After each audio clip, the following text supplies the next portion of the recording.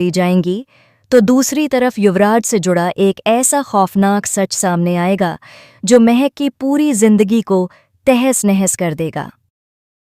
आज का एपिसोड सिर्फ एक कहानी नहीं, बल्कि रिश्तों, विश्वास और बलिदान की एक ऐसी आग है जिसमें हर किरदार झुलसता नजर आएगा। एपिसोड की शुरुआत होती है अंजलि से, जो कोर्ट के बाहर खड़ी होकर अपने अतीत और भविष्य के बीच फंसी हुई नजर आती है। उसकी आंखों में डर भी है और एक अजीब सा आत्मविश्वास भी। तभी राघव सिंह राजपूत अंजलि के सामने आता है और बिना किसी भूमिका के एक बेहद सख्त और चौंकाने वाली डील रख देता है।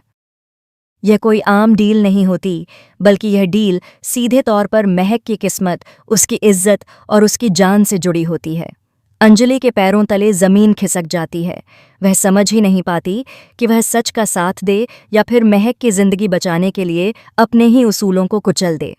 इसी उधेड़बुन में अंजलि अपने दामाद वेद से दिल की बात कहती है। उसकी आवाज़ में दर्द और मजबूरी साफ झलकती है। यह प्यार नहीं है वेद, यह शादी नहीं बल्कि एक सौदा है। मैं ये शादी इसलिए कर रही हूं ताकि बस्ती वालों को उनका घर वापस मिल सके। अगर मेरी कुर्बानी से सैकड़ों परिवारों की जिंदगी बच सकती है तो मैं पीछे नहीं हटूंगी।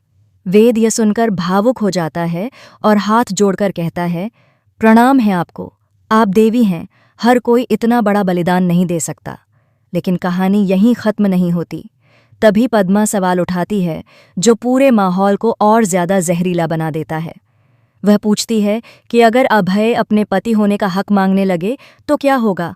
यह सवाल सुनते ही अंजलि का चेहरा सख्त हो जाता है और वह दो टूक जवाब देती है, तो मैं उसे जान से मार दूंगी।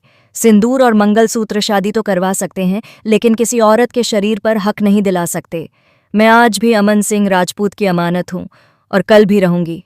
कोई भी मुझे छूने की हिम्मत नहीं कर सकता। अंजलि के ये शब्द सुनकर वहां मौजूद हर शख्स सन्न रह जाता है। राघव सिंह राजपूत आगे बढ़ते हैं और कांपती आवाज में अंजलि से कहते हैं, तुम बस मेरी बेटी महक को उस नर्क से बचा लो।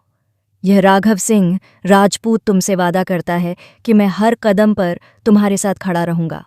हम 200 करोड़ देंगे।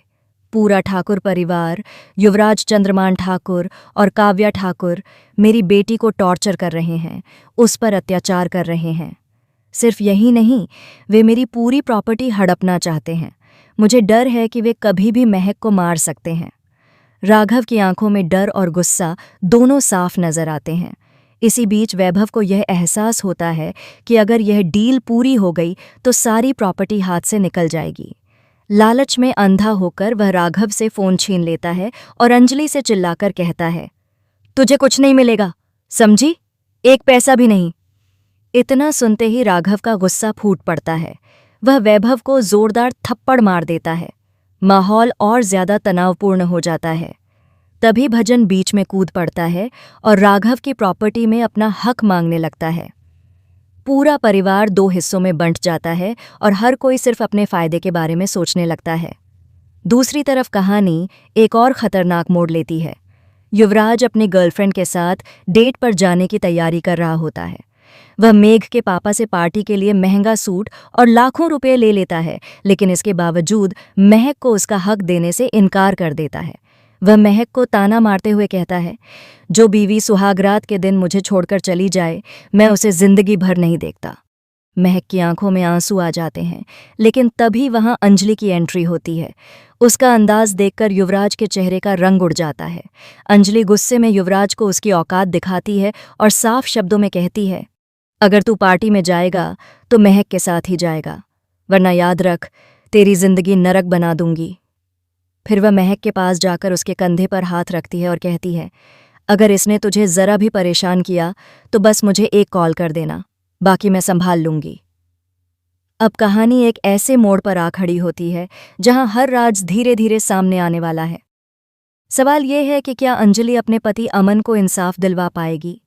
क्या युवराज का खौफनाक सच सबके सामने आएगा? और क्या महक को आखिरकार उसका हक और सम्मान मिल पाएगा? इन सभी सवालों के जवाब जानने के लिए बने रहिए हमारे साथ, क्योंकि आने वाले एपिसोड्स में होने वाला है धमाकेदार खुलासा।